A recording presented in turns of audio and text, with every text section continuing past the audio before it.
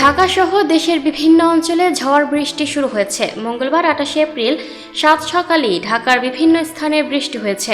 ভ্যাপসা গরম আর তাপপ্রবাহের মধ্যে বৃষ্টি স্বস্তি এনে দিয়েছে রাজধানীবাসীকে। যদিও কোথাও হালকা কোথাও মাঝারি বৃষ্টিতে কর্মজীবীদের জন্য কিছুটা ভোগান্তি হচ্ছে। আবহাওয়া অধিদপ্তর আগেই জানিয়েছিল দিনের শুরুতে ঢাকা ও এর পার্শ্ববর্তী এলাকার আকাশ মেঘলা থাকতে পারে এবং কোথাও কোথাও বজ্রসহ বৃষ্টি হতে পারে। আজ সকালে ঢাকার তাপমাত্রা ছিল প্রায় 27.2 ডিগ্রি সেলসিয়াস, আর্দ্রতা ছিল 88%। এদিকে আবহাওয়া অফিসের পূর্বাভাস অনুযায়ী আগামী কয়েকদিন দেশের সব বিভাগে অস্থায়ীভাবে দমকা বা ঝড়ো হাওয়া ও বিদ্যুৎ চমকানো সহ হালকা থেকে মাঝারি ধরনের বৃষ্টি বা বজ্রসহ বৃষ্টি হতে পারে।